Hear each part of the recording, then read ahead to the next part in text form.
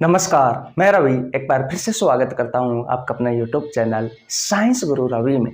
Guys, आप सभी को पता है 1 फरवरी से रेलवे वाले बच्चों के लिए हमने बायोलॉजी का एक स्पेशल बैच स्टार्ट किया था, जिसमें हम आपको बायोलॉजी के प्रीवियस ईयर के क्वेश्चन करवा रहे हैं chapter wise. Human disease, vitamins, endocrine system, digestive system और सर्कुलेटरी सिस्टम, इन 5 चैप्टरों के मैं आपको कंप्लीट प्रीवियस ईयर के क्वेश्चन करवा चुका। आज हम एक नए चैप्टर की शुरुआत करने वाले हैं। चैप्टर का नाम है सेल, कोशिका वाला चैप्टर। तो सबसे पहले आप हेडिंग लगा लीजिए सेल अर्थात कोशिका। ये रेलवे वाले बच्चों के लिए बहुत ज़्यादा इम्पोर्टेंट है चैप्टर, क्योंकि ये बायोलॉजी का एक ऐसा चैप्टर है जहाँ से आपके एग्जाम में बहुत सारे क्वेश्चन पूछे जाते हैं, चाहे वो रेलवे ग्रुप डी हो, एनटीपीसी हो, एएलपी टेक्नीशियन हो, आरआरबी जेई हो, आरपीएफ हो। और इन सभी परीक्षाओं में आपसे जो क्वेश्चन पूछे जाते हैं वो सभी क्वेश्चन मैं आपको बोर्ड पर करवाने वाला हूँ कॉन्सेप्ट के साथ में। इसलिए वीडियो को शुरू से लेकर के एंड तक देखना है। हर रोज आपको बहुत कुछ नया सीखने को मिलेगा हमारी क्लास में। चलिए फिर आज की क्लास की शुरुआत करते हैं। ये रहा आपके स्क्रीन पर क्वेश्चन नंबर 1। देखिए भैया, ये रहा आपके स्क्रीन पर क्वेश्चन नंबर 1। प्रत्येक क्वेश्चन को ध्यान से पढ़ना है और उसका आंसर आपको देना है मेरे करवाने से पहले। अगर आपने कोशिका वाला चैप्टर नहीं पढ़ा है तो आपको नीचे लिंक डिस्क्रिप्शन में मिल जाएगा, आप जाकर पढ़ सकते हैं। क्वेश्चन नंबर 1 की बात करते हैं। क्वेश्चन नंबर 1 कहता है कि निम्नलिखित में से कौन सा कोशिकीय घटक, यानी कि कोशिका का घटक, अधिकांश प्रोकैरियोट्स में मौजूद नहीं होता है। अब इस क्वेश्चन को अगर आपको करना है तो आपको पता होना जरूरी है कि ये प्रोकैरियोट्स होता क्या है। ये आपके ऑप्शंस है। ऑप्शन नंबर 1 कोशिका द्रव, ऑप्शन नंबर बी केंद्रक झिल्ली, ऑप्शन नंबर सी कोशिका भित्ति, ऑप्शन नंबर डी राइबोसोम। ये क्वेश्चन आपसे आरआरबी ग्रुप डी में 2/9/2022 को पूछा गया है। बताइए इस क्वेश्चन का राइट आंसर क्या होगा। अगर आपको नहीं पता है तो बोर्ड पर देख लीजिए, आगे आने वाले 5-7 मिनट में आपको बहुत अच्छे से समझ में आ जाएगा। कोशिका सजीवों के शरीर की सबसे छोटी इकाई होती है, इस बात का तो आप सभी को पता है। ये जो कोशिका होती है, इस कोशिका को 2 भागों में बांटा गया है, यानी कि कोशिका 2 प्रकार की होती है। कौन कौन सी? एक होती है प्रोकैरियोटिक सेल और दूसरी होती है यूकैरियोटिक सेल। मैंने क्या कहा? सजीवों के शरीर की सबसे छोटी इकाई होती है कोशिका, और इस कोशिका को 2 भागों में बांटा गया है। एक है प्रोकैरियोटिक सेल और दूसरी होती है यूकैरियोटिक सेल। ये जो प्रोकैरियोटिक सेल होती है ये कम विकसित जीवों में पाई जाती है, और जो विकसित जीव होते हैं उनमें पाई जाती है यूकैरियोटिक सेल। पहले समझते हैं। प्रो का मतलब होता है प्रिमिटिव, यानी कि प्राचीन,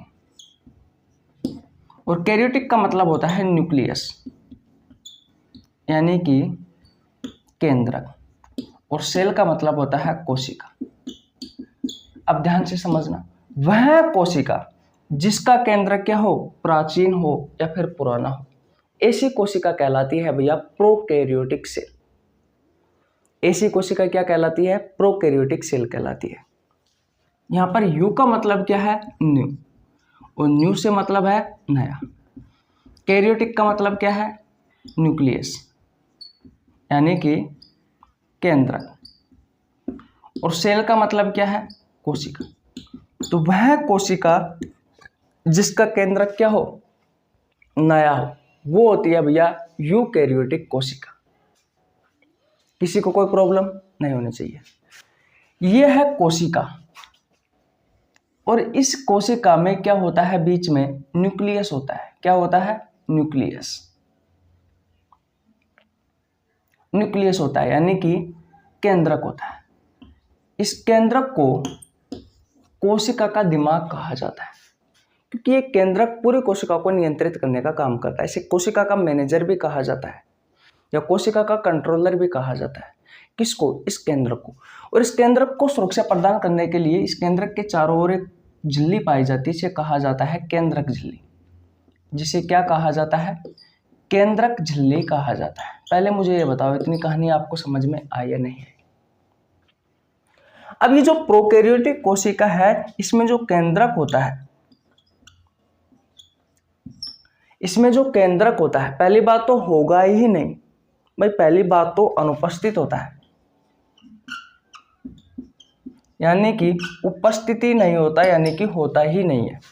अगर होता भी है तो भैया विकसित नहीं होता, अगर होता भी है तो विकसित नहीं होता।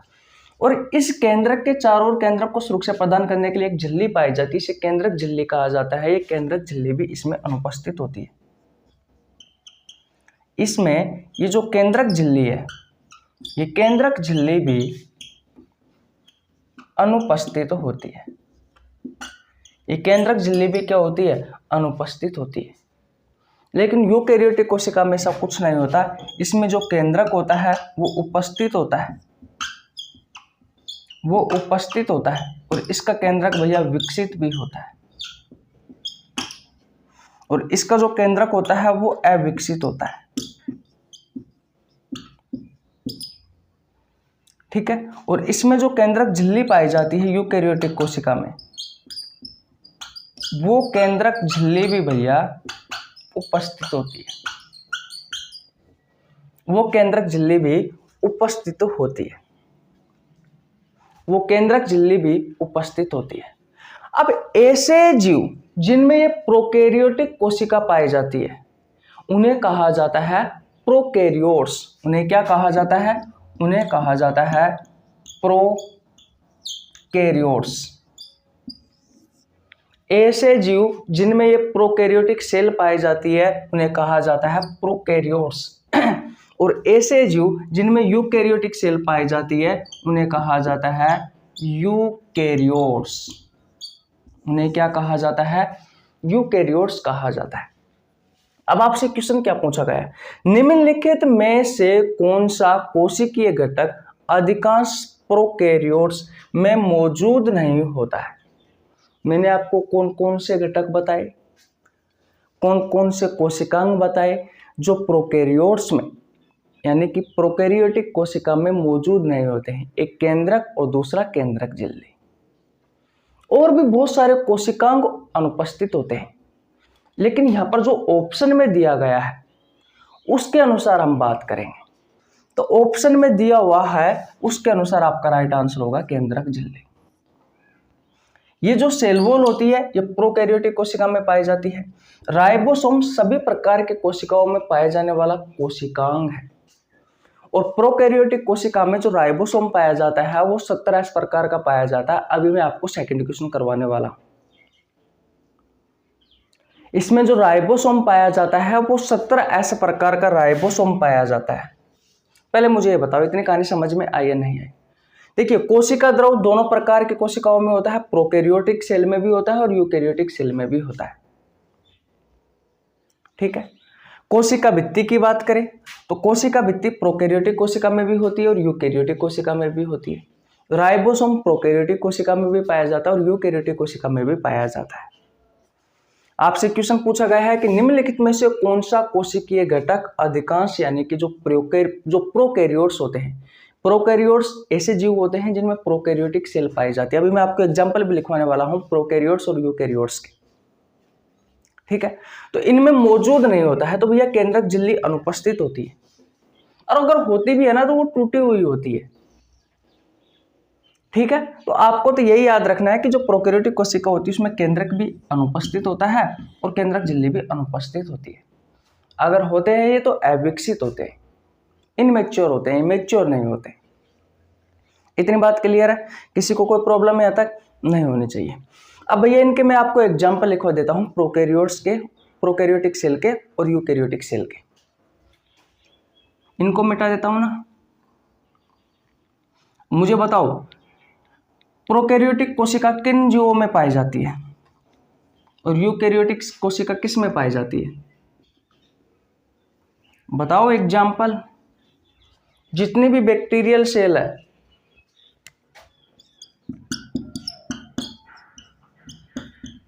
बैक्टीरियल सेल, उन सभी बैक्टीरियल सेल में प्रोकैरियोटिक सेल पाई जाती है। यानी कि जो बैक्टीरियाओं में जो कोशिका पाई जाती है वो किस प्रकार की होती है, वो होती है भैया प्रोकैरियोटिक सेल।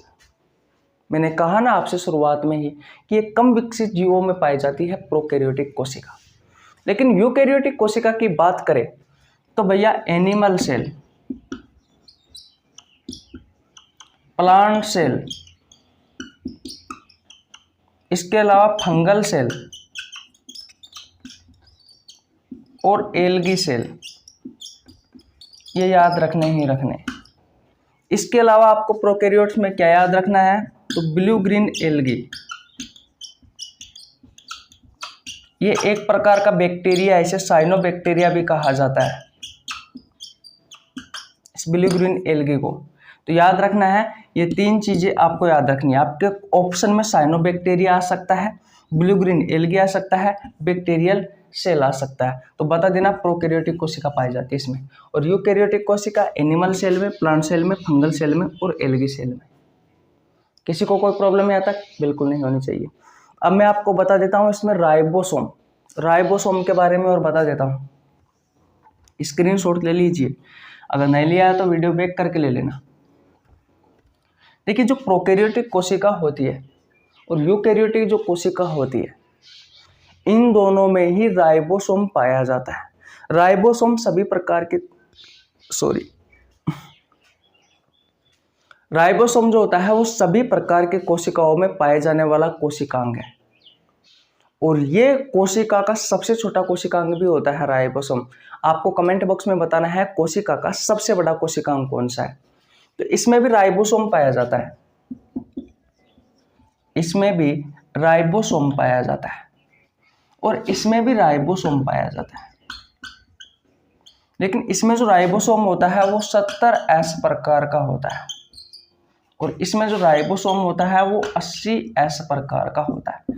अब यहाँ पर मैं आपको रिवीजन करवा रहा हूँ तो इस S के बारे में नहीं बता सकता, बताने को तो बता दूंगा, कोई ज़्यादा बड़ी भारी बात नहीं है। पर अगर आपने चैप्टर नहीं पढ़ा है तो जाकर देख लीजिए, मैंने इस S के बारे में आपको बहुत अच्छे से समझाया था। स्वेडबर्ग, S का मतलब होता है स्वेडबर्ग, ये एक इकाई है औसधन गुणांक की। ठीक है, इस 70S के भी दो उपभाग होते हैं, दो उप इकाइयां होती है। एक होती है 50S, एक होती है 50S और एक होती है भैया 30S। एक होती है 50S और दूसरी होती है 30S। और इसकी होती है भैया 60S और 40S। और ये दोनों इकाइयां mRNA से जुड़ी हुई होती है, इस बात का भी आपको ध्यान रखना है। ये दोनों इकाइयां किससे जुड़ी हुई होती है, mRNA से जुड़ी हुई होती है। आगे बात समझ में, किसी को कोई प्रॉब्लम बिल्कुल नहीं होनी चाहिए भैया। तो अब यहाँ से किस प्रकार से आपके एग्जाम में क्वेश्चन पूछा जाएगा, जैसे कि बैक्टीरिया में यानी कि जो जीवाणु होता है उस जीवाणु में किस प्रकार का राइबोसोम पाया जाता है, तो भाई 70 प्रकार का राइबोसोम पाया जाता है, क्योंकि बैक्टीरिया किसका उदाहरण है, प्रोकैरियोटिक कोशिकाओं का उदाहरण है। प्लांट सेल में किस प्रकार का राइबोसोम पाया जाता है, तो प्लांट सेल किसका उदाहरण है, यूकैरियोटिक कोशिकाओं का, इसमें 80 प्रकार का राइबोसोम पाया जाता है। ये इनकी उप इकाइयां याद कर लेना भैया, ये जो सब यूनिट आपको दिखाई दे रही है ये याद कर लेना। अब आपका मैथ वाला सिस्टम मत लगाना, यहाँ पर किस 50 और 30 तो 80 होते हैं, ऊपर 70 लिख रखा है, और 80 60 और 40 तो 100 होते हैं, आपने ऊपर 80 लिख रखा है। सर तो गलत पढ़ा रहे हैं भैया, मैं गलत नहीं पढ़ा रहा, आपको जो है वो ही पढ़ा रहा हूँ। इनकी इकाइयों को कुछ इस तरीके से ही लिख रखा है, तो आपको इस तरीके से ही याद रखनी है। ये लार्ज यूनिट है, ये स्मॉल यूनिट है, ये लार्ज यूनिट है, ये स्मॉल यूनिट है। और ये दोनों इकाइयाँ किसकी सहायता से जुड़ी हुई है, mRNA की सहायता से जुड़ी हुई होती है, इस बात का आपको ध्यान रखना है। तो अगले क्वेश्चन में मैं आपको यही बताने वाला हूँ कि जो प्रोकैरियोटिक कोशिकाओं में ये जो 70S पाया जाता है, इसकी जो दो उप इकाइयाँ है, सब यूनिट है, वो कौन कौन सी है। तो आपको राइट आंसर करना है 50S और 30S।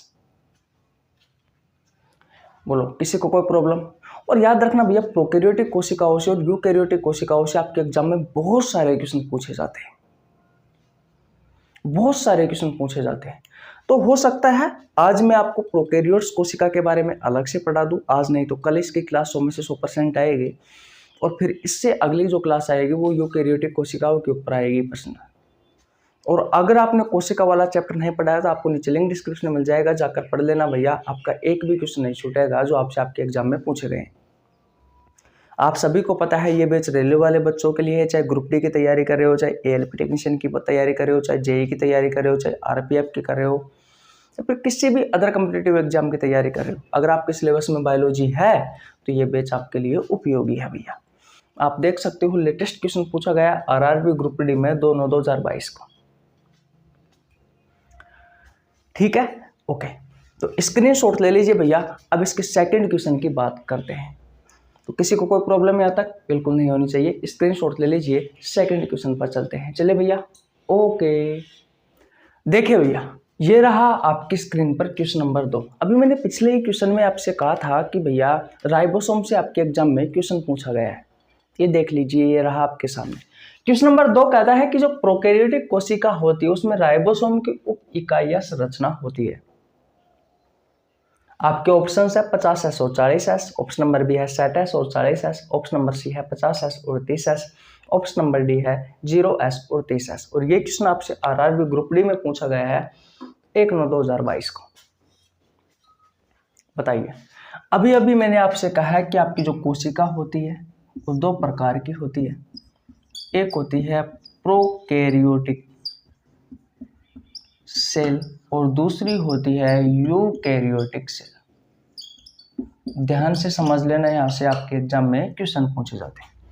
हम राइबोसोम के बारे में बात कर रहे हैं। तो राइबोसोम दोनों प्रकार की कोशिकाओं में पाए जाने वाला कोशिकांग है।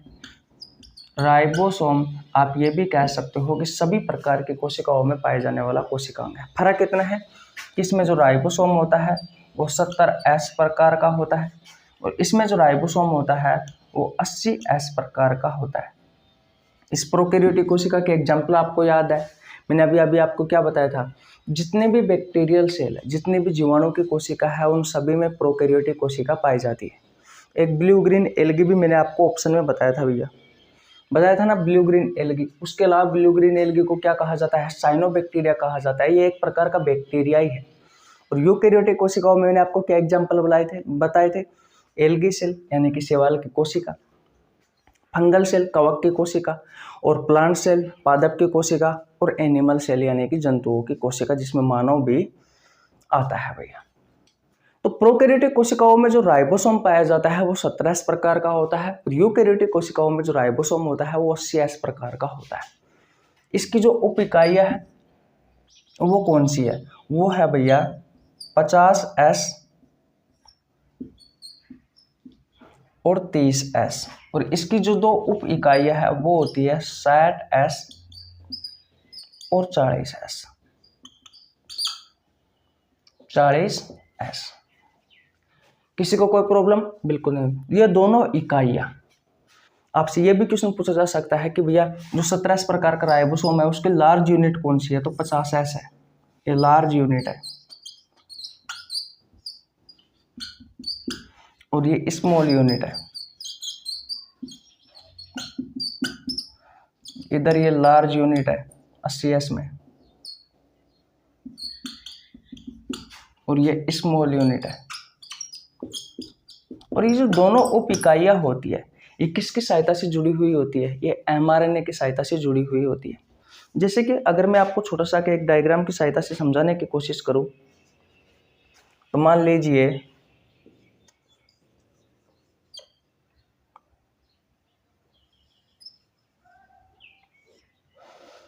यह है 70S प्रकार का राइबोसोम। ये कौन सा है, 70S प्रकार का राइबोसोम है। इसकी लार्ज यूनिट कौन सी होगी भाई, इसकी लार्ज यूनिट कौन सी होगी, 50S होगी। तो ये 50S हो गया और ये 30S हो गया। ये इसकी स्मॉल यूनिट है, ये इसकी स्मॉल यूनिट है। अब ये दोनों किसकी सहायता से जुड़ी हुई है, तो ये mRNA की सहायता से जुड़ी हुई होती है। इस बात का भी आपको ध्यान रखना है। और मैंने कोशिका वाला चैप्टर में राइबोसोम के बारे में बहुत अच्छे से पढ़ाया है कि एक्चुअली में होता क्या है ये राइबोसोम, इसकी खोज किसने की, और भी बहुत सारी चीज़ों के बारे में मैंने आपको बताया था। तो अगर आपने राइबोसोम के बारे में नहीं पढ़ा है तो कोशिका वाला चैप्टर जाइए, जाकर पढ़ लीजिए, बहुत अच्छे से पढ़ा है भाई, आपको मैंने बहुत अच्छे से पढ़ाया है। तो इसका राइट आंसर क्या होगा, ऑप्शन नंबर सी 50S और 30S। ये राइबोसोम की उप इकाई है, क्योंकि प्रोकैरियोटिक कोशिकाओं में पूछा गया है। अगर यूकैरियोटिक कोशिकाओं में पूछते हैं हमसे तो इसका आंसर होगा 60S और 40S, लेकिन हमें प्रोकैरियोटिक कोशिकाओं में पूछा गया है। तो क्वेश्चन तो आपके एग्जाम में अच्छे से पूछे जाते हैं भैया, फर्क इतना है कि आपकी सोच कहाँ तक जाती है, और आपको पढ़ना है एग्जामिनर के हिसाब से। प्रीवियस ईयर के क्वेश्चन आप किसी भी एग्जाम की तैयारी कर रहे हो, पहली बात तो आपका सिलेबस कंप्लीट होना चाहिए। दूसरी बात, जितने भी प्रीवियस ईयर के क्वेश्चन है वो सभी प्रीवियस ईयर के क्वेश्चन आपको जरूर करने चाहिए, क्योंकि अगर आपको कोई भी लड़ाई जीतनी है तो भैया मैदान का दायरा लेना उचित होता है। ठीक है, ओके। तो क्वेश्चन नंबर 3 पर चले हम। क्वेश्चन नंबर 2 क्लियर हो गया, ओके भैया। देखिए भैया, ये रहा आपके स्क्रीन पर क्वेश्चन नंबर 3। क्वेश्चन नंबर 3 अच्छा क्वेश्चन है। क्वेश्चन नंबर 3 कहता है कि मानव कोशिकाओं में ग्लूकोज के विघटन द्वारा ऊर्जा का निर्माण होता है। ग्लूकोज के विघटन के लिए इनमें से किसकी आवश्यकता होती है? किसकी आवश्यकता होती है भैया? आपके ऑप्शंस है, option number A oxygen, option number B है carbon dioxide, option number C है नाइट्रोजन, ऑप्शन नंबर डी है हाइड्रोजन। ये क्वेश्चन आपसे आरआरबी ग्रुप डी में पूछा गया है 16/9/2022 को। बताइए क्या होगा इसका आंसर, क्या होगा भैया इसका आंसर, बताइए जल्दी जल्दी कमेंट बॉक्स में बताइए। इस क्वेश्चन का राइट आंसर होगा भैया ऑप्शन नंबर ए ऑक्सीजन। ध्यान से समझना, भोजन का जो अंतिम उत्पाद होता है जो कोशिकाओं के पास आता है वो आता है भैया ग्लूकोज। इसका सूत्र होता है C6H12O6। ये किसका सूत्र है भैया? ये ग्लूकोज का सूत्र है। और इस ग्लूकोज को ऑक्सीजन की उपस्थिति में, ये जो ऑक्सीजन गैस है, इस ऑक्सीजन की उपस्थिति में जलाया जाता है, तोड़ा जाता है, आप कुछ भी समझ लीजिए, और उत्पाद के रूप में कार्बन डाइऑक्साइड, जल और भैया ऊर्जा का निर्माण होता है।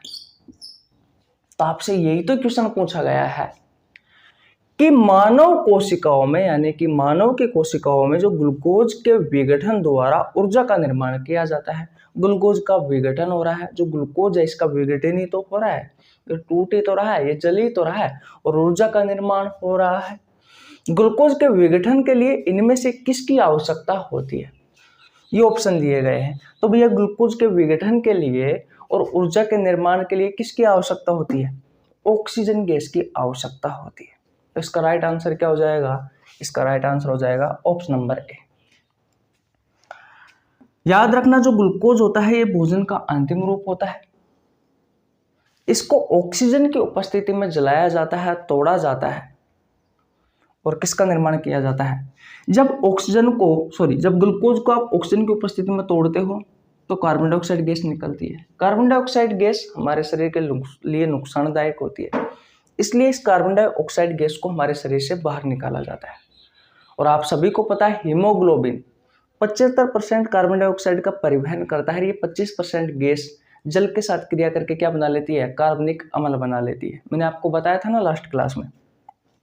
जल हमारी बॉडी में 68 से लेकर के 70% क्या होता है? जल होता है। तो हमारे शरीर की जो जैविक क्रियाएं है उनमें भाग ले लेता है कौन? ये जल। और ऊर्जा का निर्माण होता है। यहाँ पर जो ऊर्जा बनी है वो याद रखना एटीपी के रूप में बनती है, और इस एटीपी की फुल फॉर्म कभी कभी आपसे आपके एग्जाम में पूछी जाती है। इस एटीपी की फुल फॉर्म होती है एडिनोसाइन नहीं होती, एडिनोसिन होती है।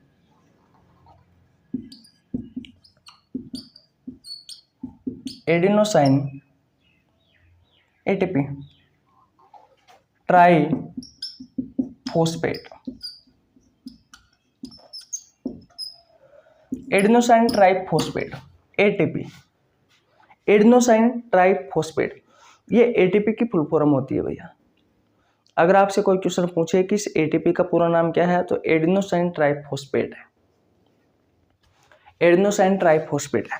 और अगर आपसे ये क्वेश्चन पूछा जाए कि कोशिका के किस कोशिकांग में, यानी कि किस सेल ऑर्गेनेलिज्म में ये प्रोसेस होती है, भाई ये प्रोसेस होती है, तो याद रखना है माइटोकॉन्ड्रिया में होती है, माइटोकॉन्ड्रिया में होती है, इसे आप सूत्र कणिका भी कहते हैं। और सूत्र कणिकाओं को क्या कहा जाता है, सूत्र कणिका में होती है। कोशिका का शक्ति घर और ऊर्जा घर किसे कहा जाता है, इसी माइटोकॉन्ड्रिया को कहा जाता है। तो ये सारी प्रोसेस कहाँ होती है कोशिका में, तो माइटोकॉन्ड्रिया में होती है।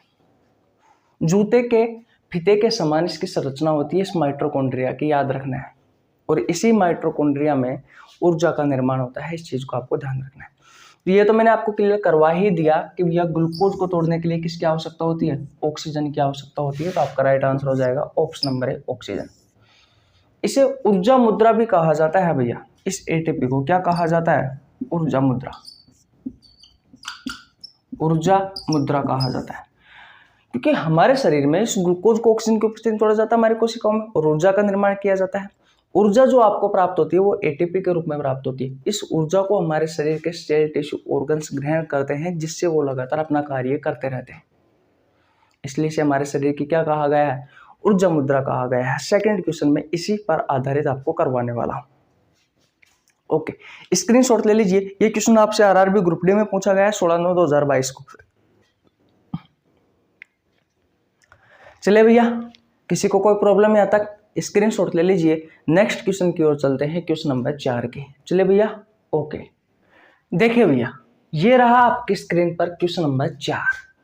क्वेश्चन नंबर 4 कहता है कि अधिकांश कोशिकीय प्रक्रियाओं के लिए ऊर्जा मुद्रा क्या होती है।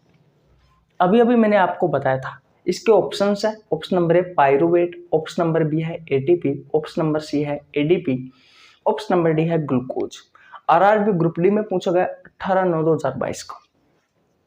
मैंने अभी अभी आपको बताया है कि भोजन का जो अंतिम रूप होता है वो होता है C6H12O6। और इस ग्लूकोज को, ये ग्लूकोज का सूत्र है, इस ग्लूकोज को ऑक्सीजन की उपस्थिति में तोड़ा जाता है। कार्बन डाइऑक्साइड, जल और ऊर्जा का निर्माण होता है। हमारे शरीर में जो ऊर्जा बनती है वो एटीपी के रूप में बनती है। इसे ऊर्जा मुद्रा का नाम भी दिया था मैंने। और इसी ऊर्जा को हमारे शरीर के सेल, टिश्यू, ऑर्गन्स ग्रहण करते हैं और वो लगातार अपना काम करते रहते हैं। तो ऊर्जा मुद्रा क्या होती है भैया, एटीपी होती है। और इस एटीपी की फुल फॉर्म क्या होती है, एडेनोसिन ट्राइफॉस्फेट। किसी को कोई प्रॉब्लम यहाँ तक बिल्कुल नहीं होनी चाहिए भैया। तो स्क्रीनशॉट ले लीजिए। नेक्स्ट क्वेश्चन की ओर चलते हैं, जो कि आज का हमारा अंतिम क्वेश्चन है। क्वेश्चन कम करेंगे एक दिन में, लेकिन आपको जो समझाएंगे वो अच्छे तरीके से समझाएंगे, ताकि आपका कोई भी डाउट ना रह जाए। इसलिए कहता हूँ कि अगर आपने चैप्टर नहीं पढ़ाया तो आपको नीचे लिंक डिस्क्रिप्शन मिल जाएगा। मैंने बहुत अच्छे से चैप्टर पढ़ा रखा है। एक बार मैं फिर से दोबारा से शुरुआत करने वाला हूँ सभी चैप्टरों की, लेकिन अभी कंटेंट पर काम चल रहा है, ठीक है। अभी जितना पढ़ाया जा रहा है उतना पढ़ लीजिए। अपने दोस्तों के पास आप इस वीडियो को शेयर कर सकते हो। मेरा नाम रवि है। मैं सभी प्रतियोगी परीक्षाओं के लिए बायोलॉजी पढ़ाता हूँ। जो कंटेंट आपको पेड कोर्स में उपलब्ध नहीं होता है, उससे अच्छा कंटेंट देने की कोशिश करता हूँ। आपको हमारे साथ जुड़ने के लिए 1 रुपये देने की आवश्यकता नहीं है। सिर्फ चैनल को सब्सक्राइब करना है, बेल आइकन को प्रेस करना है, ताकि आपके पास हमारी वीडियो का नोटिफिकेशन टाइम टू टाइम पहुँच सके। मैंने बायोलॉजी के बहुत सारे चैप्टर करवा रखे हैं, बहुत सारे चैप्टरों के एमसीक्यू क्वेश्चन करवा रखे हैं। अगर आपने नहीं देखे हैं तो चैनल पर जाकर चेकआउट करिए। एक महत्वपूर्ण सूचना है, हर रोज सुबह 6 बजे और शाम 6 बजे, सुबह 6 बजे मैं बायोलॉजी के बेहतरीन क्वेश्चन डालता हूँ कम्युनिटी पोस्ट में, और शाम 6 बजे फिजिक्स और केमिस्ट्री दोनों में से एक के क्वेश्चन डालता हूँ। ये कोई नॉर्मल क्वेश्चन नहीं है। इन क्वेश्चनों का आंसर हर रोज 4-5 हज़ार स्टूडेंट देते हैं। ये वो क्वेश्चन है जो या तो आपसे आपकी प्रतियोगी परीक्षाओं में पहले पूछे गए हैं या फिर आगे पूछे जाने की संभावना रहती है। अगर आप हर रोज इन क्वेश्चनों का आंसर देते हो तो बायोलॉजी के बेहतरीन और अच्छे अच्छे क्वेश्चनों पर आपकी पकड़ बनी रहेगी, जिससे होगा क्या, आपके एग्जाम में आपको फायदा मिलेगा। जैसे ही क्वेश्चन आएगा और अगर आपने कम्युनिटी पोस्ट में उस क्वेश्चन का आंसर दे रखा है तो आप उस क्वेश्चन को 2 मिनट भी नहीं 2 सेकंड में क्लिक करके आ जाओगे। और आप देख सकते हो, चाहे ग्रुप डी की बात कर लीजिए, एनटीपीसी की बात कर लीजिए, एएलपी टेक्नीशियन की बात कर लीजिए, जेई की बात कर लीजिए, आरपीएफ की बात कर लीजिए, रेलवे की किसी भी परीक्षा की बात कर लीजिए, आप उन सभी परीक्षाओं के लिए मैं आपको यहाँ पर क्वेश्चन करवा रहा हूँ। ये मत सोचना कभी भी कि भैया बायोलॉजी से तो आजकल क्वेश्चन ही नहीं पूछे जाते। बायोलॉजी से बहुत अच्छे अच्छे क्वेश्चन पूछे जाते हैं, ऐसे ऐसे क्वेश्चन पूछे जाते हैं कि आपके ना हवा भी नहीं लगती है। अगर एग्जामिनर अच्छे से ही पेपर सेट कर दे तो आपको हवा भी नहीं लगेगी भैया। इसलिए जो पढ़ाया जा रहा है अच्छे से पढ़ लीजिए, ठीक है। ओके, स्क्रीनशॉट ले लीजिए। पता है आपको 44, 45, 46 डिग्री तापमान रहता है हमारे यहाँ पर राजस्थान में, और पूरा रूम बंद है, 8 लाइटें जुड़ी हुई है रूम के अंदर, इतना सारा टेम्परेचर 50+ रहता है इस रूम में टेम्परेचर, और इस टेम्परेचर में भी मैं आपके लिए वीडियो शूट कर रहा हूँ। तो आसान नहीं है ये सब चीज़ें। देखोगे ना तो ऊपर से लेकर के नीचे तक टी शर्ट और पैंट पूरा भीजा हुआ है। चेहरे पे भी देख ही सकते हो, आपको स्पष्ट रूप से दिख रहा होगा पसीने आ रहे हैं।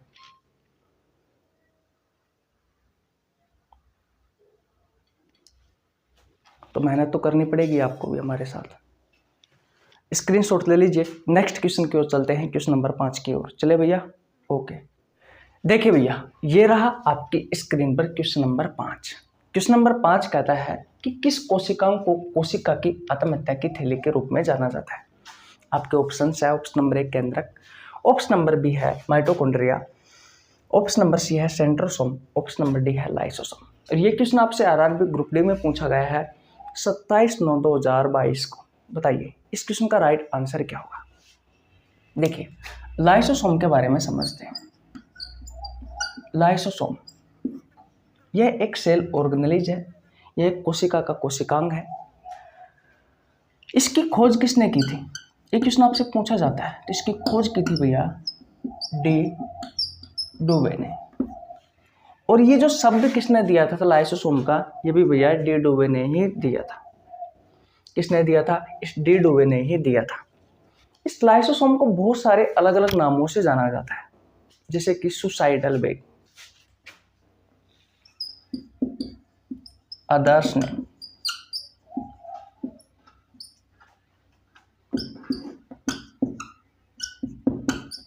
सुसाइडल बैग, आत्महत्या की थैली, आत्महत्या की थैली। इसके अलावा इसे डिस्पोजल बैग भी कहा जाता है। इसे क्या कहा जाता है भैया, डिस्पोजल बैग भी कहा जाता है। डिस्पोजल बैग, कचरा हटाने वाली थैली भी कहा जाता है। एटॉम बम भी कहा जाता है इसे। इसके अलावा स्क्वेंजर, स्क्वेंजर भी कहा जाता है, सफाई कर्मी वाला भी कहा जाता है इसे, इस सेल ऑर्गेनेलिज को भैया। तो इतने सारे इसके नाम हैं, इतने सारे इसके नाम है भैया।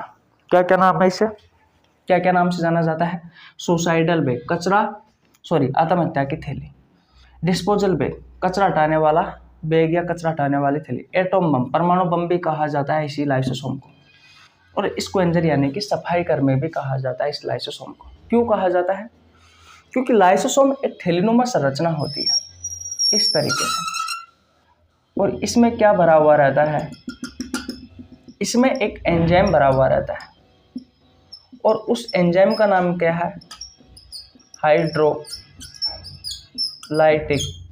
एंजाइम, हिंदी में कहा जाता है जल अपघटनी एंजाइम। इसका पीएच मान कितना होता है? तो 4 से लेकर के 5 होता है। तो इसकी प्रकृति क्या हो जाएगी? इसकी प्रकृति हो जाएगी भैया अम्लीय। ये बहुत ही खतरनाक होता है, जो भी इसके संपर्क में आता है वो इसको नष्ट कर देता है। आप देख सकते हो इसका पीएच मान 4 से लेकर के 5 होता है। तो ये इतना खतरनाक होता है कि जो भी इसके संपर्क में आता है वो उसको नष्ट कर देता है। इस एंजाइम का नाम क्या है? हाइड्रोलाइटिक एंजाइम, हिंदी में कहा जाता है जल अपघटनी एंजाइम। तो आपसे क्वेश्चन पूछा जाता है कि किस कोशिकांग में जल अपघटनी एंजाइम पाया जाता है? तो लाइसोसोम में पाया जाता है। किस कोशिकांग को परमाणु बम कहा जाता है? तो लाइसोसोम को कहा जाता है। किसे कोशिका की आत्महत्या की थैली कहा जाता है? तो लाइसोसोम कहा जाता है, लाइसोसोम को कहा जाता है। किसे डिस्पोजल बैग कहा जाता है? कचरा हटाने वाली थैली कहा जाता है, इस लाइसोसोम को कहा जाता है। अब हमारे दिमाग में क्वेश्चन आता है कि भैया इसे कोशिका की आत्महत्या की थैली क्यों कहा? इसे परमाणु बम की संज्ञा क्यों दी गई? कचरा हटाने वाली थैली क्यों कही गई? सफाई करने वाला बैग क्यों कहा गया इसे? इस लाइसोसोम को इसलिए कहा जाता है कि मान लीजिए अगर कोई टॉक्सिक कंपाउंड, कोई जहरीला यौगिक आपके कोशिका के अंदर आ जाता है, तो ये लाइसोसोम जो होता है ये अपने आकार को बढ़ा लेता है, यानी कि इसमें उपस्थित जो जल अपघटनी एंजाइम है वो बढ़ने लगता है और इसकी दीवारों पर एक प्रेशर क्रिएट होता है। भाई इसका आकार बढ़ेगा तो इसकी दीवारों पर प्रेशर क्रिएट होगा या नहीं होगा? होगा, जिसके कारण क्या होता है भैया, ये थैली फट जाती है। ऐसे फटती है जैसे कि कोई परमाणु बम फटा। अब इसके अंदर क्या है? जल अपघटनी एंजाइम है, हाइड्रोलाइटिक एंजाइम है, जिसका पीएच मान 4 से लेकर के 5 है। तो जो भी इसके संपर्क में आता है वो उन सभी को नष्ट कर देता है, वो उन सभी को नष्ट कर देता है। और जैसे ये हाइड्रोलाइटिक एंजाइम पूरी कोशिका में फैलता है तो पूरी कोशिका में पाए जाने वाले जो सेल ऑर्गेनेलिज है, जो कोशिकांग है, उन सभी को नष्ट कर देता है और ये पूरी कोशिका को ही नष्ट कर देता है। इसलिए इसे कोशिका की आत्महत्या की थैली कहा गया है। अब आपको समझ में आ गया कि इसे क्यों कहा गया? इसे कचरा डिस्पोजल बैग क्यों कहा गया? कचरा हटाने वाली थैली क्यों कहा गया? अरे कचरा ही तो है हमारी कोशिका के लिए, टॉक्सिक कंपाउंड या जहरीले यौगिक। तो उनको साफ किसने किया? इसी लाइसोसोम ने किया, इसलिए इसे संज्ञा दी गई है भैया डिस्पोजल बैग। ये परमाणु बम की तरह फटता है, एकदम में फटती है ये थैली, इसी तरीके से इसे परमाणु बम की संज्ञा दी गई है। कोशिका की आत्महत्या की थैली क्यों कहा गया है? क्योंकि ये पूरी कोशिका को नष्ट कर देता है। स्क्वेंजा सफाई कर्मी क्यों कहा गया है इसे? इसलिए ही कहा जाता है क्योंकि कोशिका में कोई भी ऐसा कंपाउंड जो आपकी कोशिका को नुकसान पहुंचा सकता है, कोई भी टॉक्सिक कंपाउंड, कोई भी जहरीला यौगिक, तो ये उसकी सफाई कर देता है, उसको बिल्कुल ही खत्म कर देता है, उसको बिल्कुल ही नष्ट कर देता है। आगे आपको बात समझ में? दूसरी बात, ये कोशिकीय पाचन में भी सहायक होता है ये लाइसोसोम, इस बात का भी आपको ध्यान रखना है। कोशिकीय पाचन, वह पाचन जो आपके कोशिकाओं में हो रहा है। पाचन क्या होता है? भोजन के बड़े बड़े अणुओं को छोटे छोटे अणुओं में तोड़ना ही पाचन कहलाता है। भाई भोजन के बड़े बड़े अणुओं को छोटे छोटे अणुओं में तोड़ना ही पाचन कहलाता है, या जटिल भोज्य पदार्थों को सरल भोज्य पदार्थों में कन्वर्ट करना ही क्या कहलाता है? पाचन कहलाता है। तो मान लीजिए कोई भोजन का ऐसा कण आ चुका है जिसका पाचन नहीं हुआ है, वो पड़ा है, तो ये जो हाइड्रोलाइटिक एंजाइम होता है उस भोजन के बड़े अणुओं को छोटे छोटे अणुओं में तोड़ देता है। तो इस बात का भी आपको ध्यान रखना है। जैसे कि मान लीजिए आपके कोशिकाओं के पास कोई भोजन का बड़ा अणु आ गया, तो क्या करती है कोशिका? इस बैग में, ये जो आपको बैग दिखाई दे रहा है, इस बैग में क्या डाल देती है? इस भोजन के बड़े अणुओं को डाल देती है, ताकि ये उस भोजन के बड़े अणुओं को छोटे छोटे अणुओं में तोड़ दे या फिर खत्म कर दे। तो इसलिए इसे कोशिका पाचन में ये हेल्प करता है, इस बात का आपको ध्यान रखना है। यानी कि कोशिका के अंदर इंट्रासेलुलर डाइजेशन, अंतःकोशिकीय पाचन में कौन हेल्प करता है? लाइसोसोम करता है। तो आशा करता हूं इस क्वेश्चन का राइट आंसर आपको समझ में आ गया होगा। क्या होता है इसका right answer? Option number D, lysosome होगा। कोशिका वाला चैप्टर नहीं पढ़ा है तो जाकर पढ़ लेना भैया, मैंने आपको बहुत अच्छे से पढ़ा रखा है। आज हम यहीं तक ही रखेंगे, तो क्वेश्चन नंबर 5 आपको क्लियर हो गए होंगे। कल हम क्वेश्चन नंबर 6 से शुरुआत करेंगे। अगर आपको वीडियो अच्छी लगी हो तो वीडियो को लाइक कर दीजिए, आपके छोटे भाई के लिए प्यारा सा कमेंट कर दीजिए। चैनल पर नए तो चैनल को सब्सक्राइब कर लेना, बेल आइकन को प्रेस कर लेना, ताकि आपके पास हमारे वीडियो का नोटिफिकेशन टाइम टू टाइम पहुंच सके। मिलते हैं गाइस नेक्स्ट वीडियो में, तब तक के लिए जय हिंद, जय भारत, राम राम।